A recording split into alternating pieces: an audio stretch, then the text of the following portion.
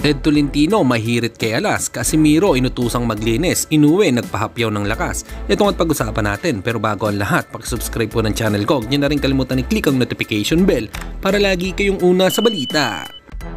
Nalaban ang aasahan, balita sa mga pambato na isasalang, pasabog na video, lahat yan nandito.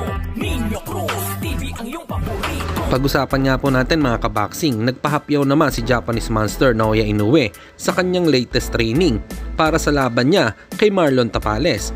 Mapapansin din sa footage na hindi basta-basta ang pinakakawalan nitong mga suntok. Pinapakita na dilubyo ang aabutin ng ating kababayan sa kamay ni Inoue. Kapag naman nagawang saluhin ni Tapales or makaya niya ang bawat suntok na tatama sa kanya, ay posibleng malaki ang tsansa ni Tapales na manalo. Samantalang Attorney Ed Tolentino may mensahe kay General Cuadro-Alas Casimiro. Ayon kay Attorney Ed, kinakailangan ni Casimiro na mag-house cleaning, o sa madaling salita, kailangan niyang maglinis ng kanyang team. Kumbaga, mga kaboxing, kailangan alisin ang dapat alisin or palitan ang dapat palitan sa Team Cuadro-Alas para buhayin ulit ang boxing career nito. Ito ay dahil sa performance na pinakita ni Casimiro sa nakalipas nitong laban kontra Hapon na si Yukinori Uguni.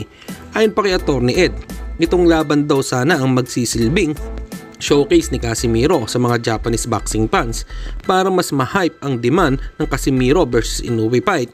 Kaso lang daw hindi impresibo ang performance nito, na mismong si Naoya Inoue pa daw ang nagsabi na nawala na siya ng interes na labanan si Casimiro.